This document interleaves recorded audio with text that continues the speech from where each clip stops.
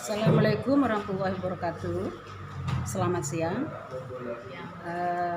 Untuk materi IPS pada hari ini kalian menyimak bab 4.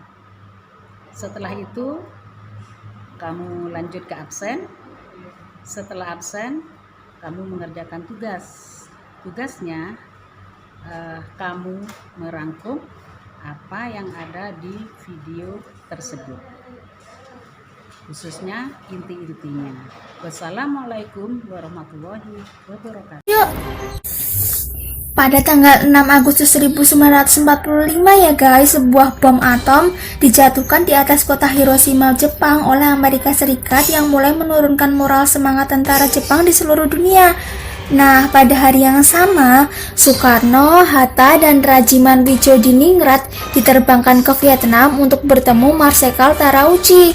Sehari kemudian, Badan Penyelidik Usaha Persiapan Kemerdekaan Indonesia atau BPUPKI berganti nama menjadi BPKI atau Panitia Persiapan Kemerdekaan Indonesia untuk lebih menegaskan keinginan dan tujuan mencapai kemerdekaan Indonesia. Pada tanggal 9 Agustus 1945, bom atom kedua dijatuhkan di atas Nagasaki sehingga menyebabkan Jepang menyerah kepada Amerika Serikat dan sekutunya. Pada tanggal 12 Agustus 1945, Jepang melalui Marsekal Terauchi di Dalat, Vietnam mengatakan kepada Soekarno, Hatta, dan Rajiman bahwa pemerintah Jepang akan segera memberikan kemerdekaan kepada Indonesia dan proklamasi kemerdekaan dapat dilaksanakan dalam beberapa hari berdasarkan tim PPKI.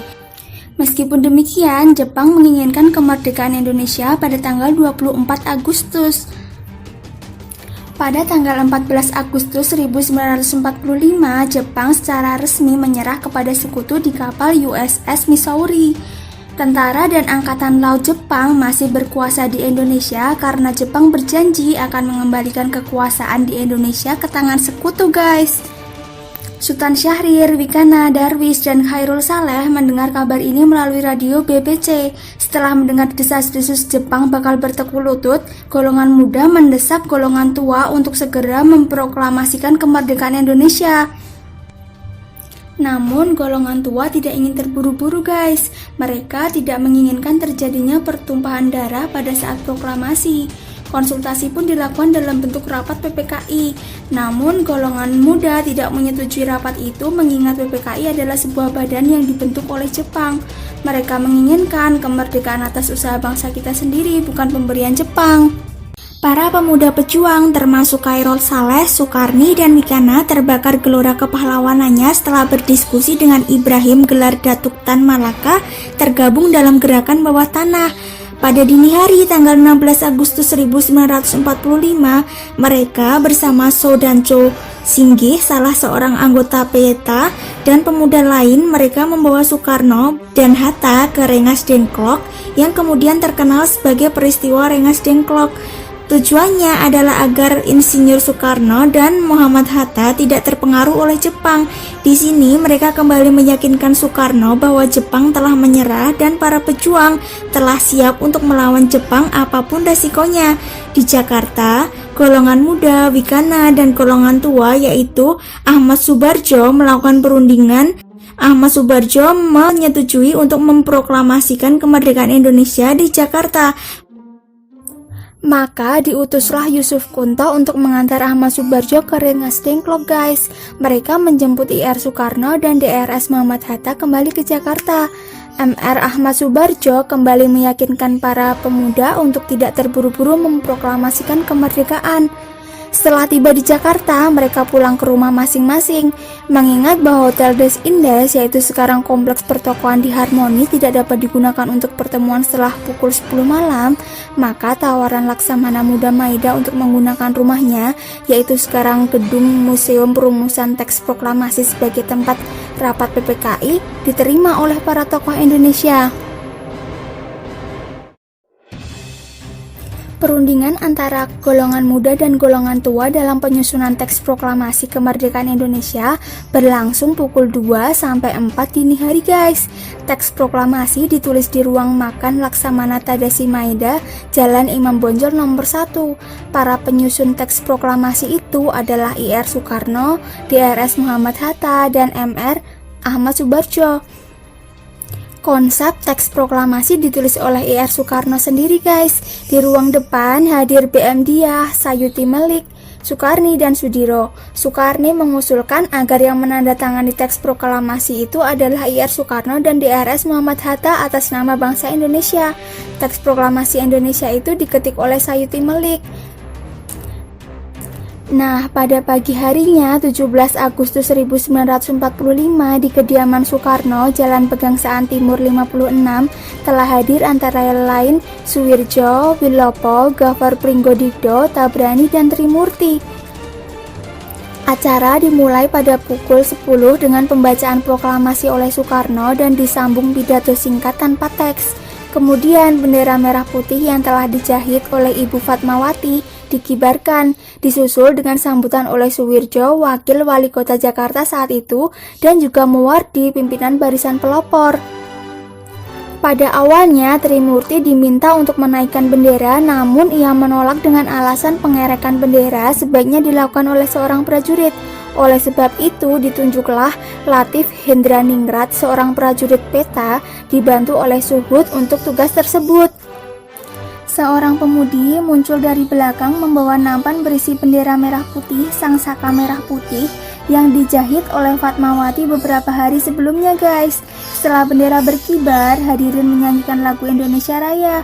Sampai saat ini, bendera pusaka tersebut masih disimpan di Istana Merdeka.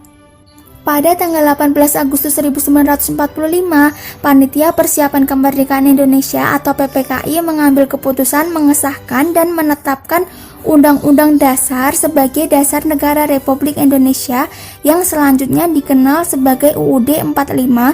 Dengan demikian terbentuklah Pemerintahan Negara Kesatuan Indonesia yang berbentuk Republik atau NKRI dengan kedaulatan di tangan rakyat yang dilakukan sepenuhnya oleh Majelis Permusyawaratan Rakyat atau MPR yang akan dibentuk kemudian. Setelah itu, Soekarno dan Mohatta terpilih atas usul dari Otto Iskandar-Dinata dan persetujuan dari PPKI sebagai Presiden dan Wakil Presiden Republik Indonesia yang pertama. Presiden dan Wakil Presiden akan dibantu oleh sebuah komite nasional, guys.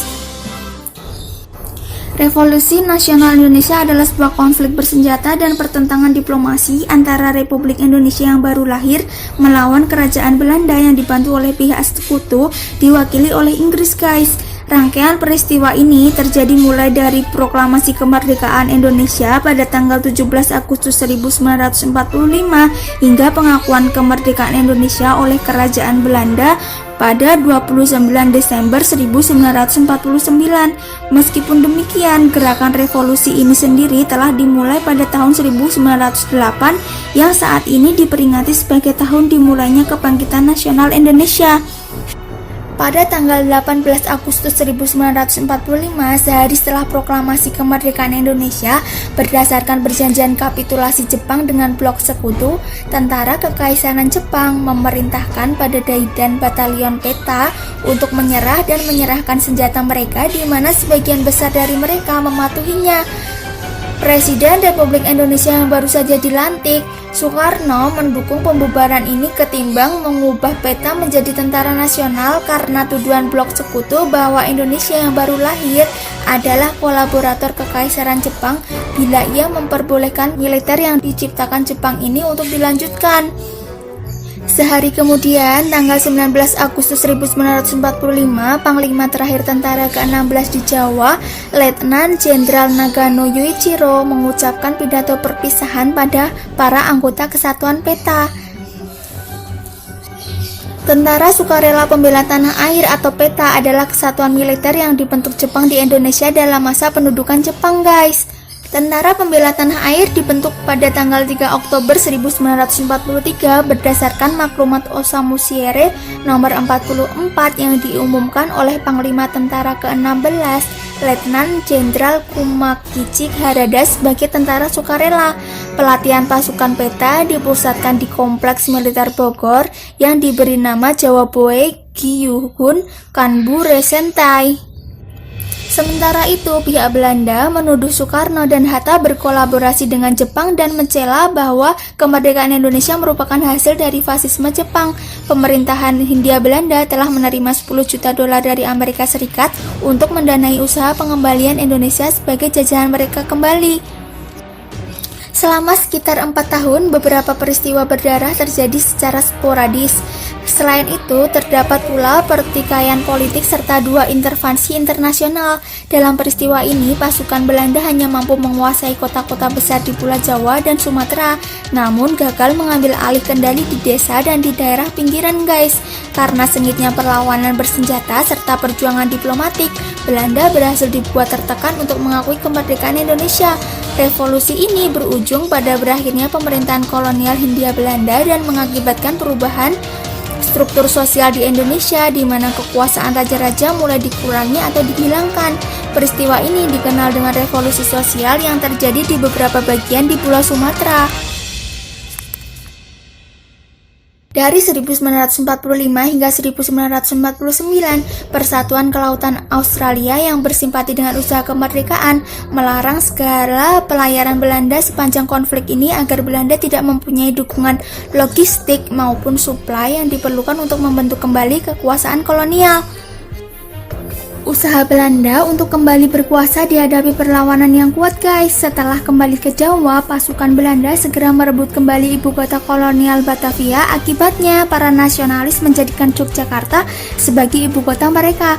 Pada 27 Desember 1949, setelah 4 tahun peperangan dan negosiasi, Ratu Juliana dari Belanda memindahkan kedaulatan kepada pemerintah federal